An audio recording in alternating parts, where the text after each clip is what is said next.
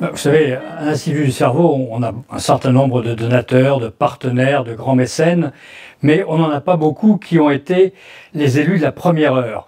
Car François-Paul Journe nous a aidés avant même que l'Institut existe. C'est-à-dire que ce n'était encore qu'un projet avant que ça ne devienne réalité. Donc c'est l'homme de la première heure, sans aucun jeu de mots, et véritablement, son soutien a été très important, car nous avions un projet qui paraissait intéressant, innovant, mais nous n'étions pas sûrs de le réussir. Le fait qu'il nous ait aidés avant même que l'Institut existe était pour nous une preuve de confiance absolument extraordinaire qui nous a véritablement boosté pour poursuivre notre projet et finir par aboutir au bout de quelques années à cette construction de l'Institut du cerveau.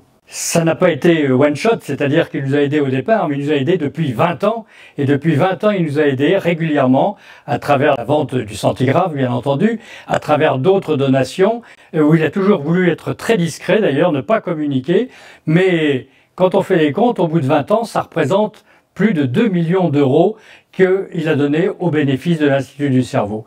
Et ça, cette preuve de confiance, elle se pérennise d'année en année et nous en sommes très fiers et très heureux et très reconnaissants. Nous avons existé et nous avons fait nos preuves. Nous sommes devenus sur le plan mondial une référence et de grands progrès ont été faits dans la compréhension du cerveau, dans le traitement d'un certain nombre de maladies neurologiques, dans la compréhension du mécanisme de ces maladies. Et cela, on le doit à des partenaires comme François-Paul. Et nous en sommes reconnaissants vis-à-vis de lui, mais nous en sommes également reconnaissants vis-à-vis de tous ceux qui ont une montre centigraphe, qui sont des partenaires de l'ICM sans même le savoir. Et ils ont fait une bonne action indépendamment de se faire plaisir et d'avoir l'heure exacte et plus qu'exacte en permanence. L'Institut est une référence mondiale. Il a également un pouvoir d'attraction considérable car actuellement sur les 900 à 1000 personnes qui travaillent à l'Institut, il y en a près de 40% qui ne sont pas français, qui viennent de l'étranger et ce caractère international se transmet de façon très régulière et nous avons actuellement des gens qui viennent de 46 pays différents dans le monde entier et donc nous en sommes extrêmement fiers car chacun apporte sa pierre à l'édifice. L'Institut du cerveau, c'est bien entendu un institut de recherche, mais c'est un institut très particulier, très original, qui est un mixte entre le privé et le public. Nous sommes une fondation privée, reconnue d'utilité publique, qui font travailler les gens du privé et du public. Et ça, grâce à un certain nombre de valeurs. Et je pense que ces valeurs sont celles que l'on retrouve chez François-Paul Journe, c'est-à-dire l'excellence, c'est-à-dire le caractère international, c'est-à-dire le partage. Le partage, le progrès vient du partage. Et en fait, enfin, la transformation de l'essai. Sa recherche devient un soin pour les patients. Et donc ce passage de la recherche au caractère effectif pour le patient à travers des médicaments, à travers des techniques, à travers des instruments digitaux, eh bien c'est dû à l'Institut du cerveau et à toute la partie de valorisation qu'elle comporte. J'ai eu le plaisir de rencontrer François-Paul Journe il y a plus de 20 ans.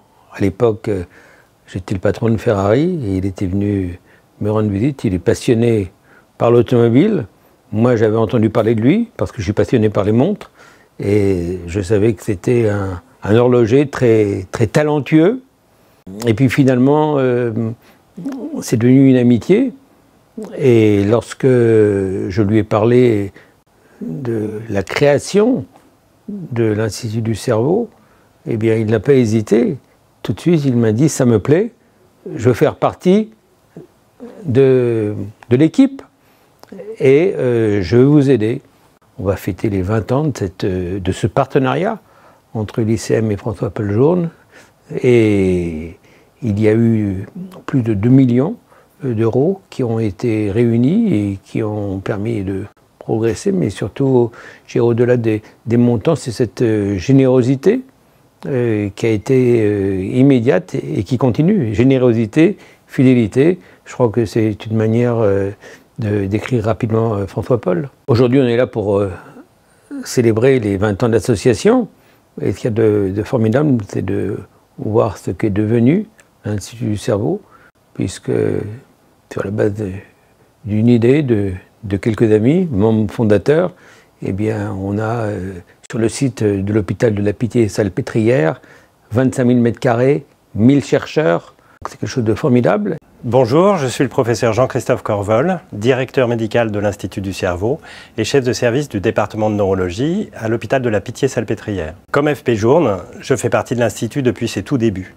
Et je peux vous confirmer que l'investissement privé est essentiel pour son succès. D'abord, votre soutien nous permet d'investir dans des technologies et des équipements de pointe. Les chercheurs de l'Institut disposent de 11 plateformes technologiques, allant des scanners IRM jusqu'aux cultures cellulaires et des techniciens pour faire fonctionner ces technologies. Ensuite, votre soutien nous permet d'accélérer la transformation des découvertes de la recherche vers de nouvelles solutions thérapeutiques pour les patients, grâce à notre programme d'innovation. Il y a actuellement 26 startups incubées à l'Institut, où les entrepreneurs peuvent travailler avec les médecins, les chercheurs et les patients. Pour finir, votre soutien nous permet de créer le meilleur environnement possible pour les chercheurs.